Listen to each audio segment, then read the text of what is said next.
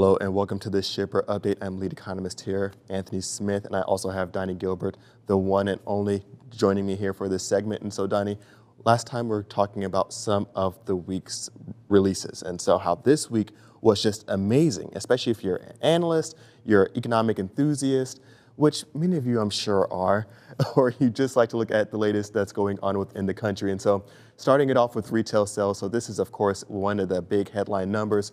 Looking at it on a month-to-month basis, it increased 1.7%, showing that that demand from the consumer is remaining quite elevated as we get into the midst of this holiday season. And so, of course, this was for the previous month. Looking at October, we're in November now. And so it's going to be interesting to see if that momentum carries over, how much stamina, how much endurance these consumers have, despite, there being fewer stimulus dollars, although there are still certain programs at play. Wages are now being, of course, outpaced, even though they're growing, outpaced by, some pretty historic inflationary pressures that are at highs that haven't been seen since, 1990, essentially. And so we're seeing a lot of headwinds in the mix right now, but we are still seeing those consumers shop and buy at a very high level. And of course, in our next chart, what we're going to see is one of those headline areas that has really increased in a very meaningful way, and that is retail sales for non-store retailers, 4% month-to-month growth. And it's not like it was in a weak position before. And what we can see here, how the last year and a half, 2 years, has really increased the level for retail sales. Of course, if you go back, it's always going to show a pretty significant steady increase, but really we jumped quite a bit. And I think when you're looking at this number, this segment, this is going to be a new change that we're just going to have to get used to, is that there's going to be a substantial amount of e-commerce. Everyone's seen it coming, but of course with COVID, a lot of trends that were in the mix before COVID really kind of got pushed forward and fast forward. And this is one of those areas that we've really seen pushed fast forward. The fast forward button got pushed incredibly on this segment right here for non-store retailers. So 1.7% growth year over year on U.S. sales, basically in-store sales, and a 4% we saw month over month on retail sales. Those numbers seem kind of low. Explain what those numbers mean. Is it healthy?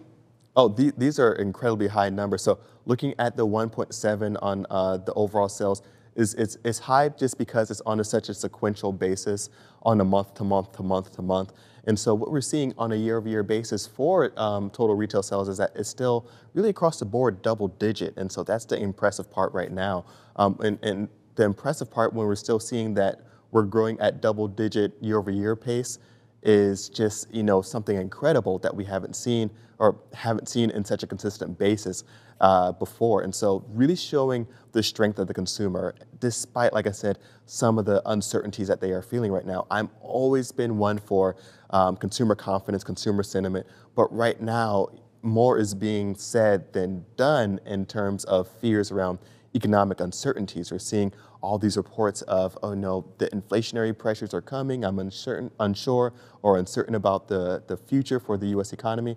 But they're still shopping, they're still quitting their jobs at record rates, and we're still seeing that those consumers are active as ever. Another area that I'm going to be watching closely in our next chart here that is starting to, of course, wane a little bit, but still remain pretty strong here is industrial production.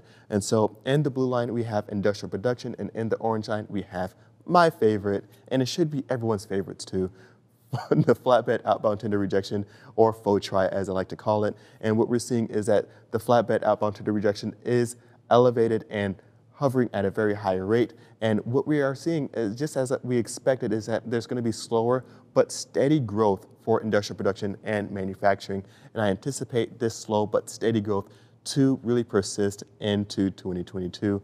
No signs of overt decline or recessionary trends at this moment, but just slower growth patterns overall. We have another chart right after this one, kind of pushing forward because it's just been such a busy week in releases, and we have total housing starts. What we saw here was one of the areas where we did see a month-to-month decline, but we are still seeing extended completion times. And so builders right now are still pushing the brakes on accepting new projects. We did see permits come up. So even if we start to see a couple months of decline or downward movement, that's not a sign that, all right, the bubble's bursted, no one wants homes anymore. This is a sign of available labor, available materials, available builders, of a lot of availability and capacity crunches hitting housing starts just as any other industry. But of course, this is an area that's going to feed those flatbed trailers as well when you're looking at those initial homes being built, but also downstream as they are filled with appliances, electronics, new furniture, things like that. But in our next chart, Donnie, it all comes back to this one. Employment? Initial jobs claims. Yep. Where are we going to with the initial job claims? Still look, it's trending down? Still trending down and hovering at this 260 mark, and I'm A-okay with that one. If it stays right there, that's fine. Good news. Just had to touch on this just because it's been such a continually watched segment over the last year and a half, 2 years. But initial jobs claims, looking good. If it stays around that 260 mark, we're good to go. Good. Thank you, Anthony. Sure thing, Donnie. Thanks for joining me for this segment. That's going to do it for the shipper update.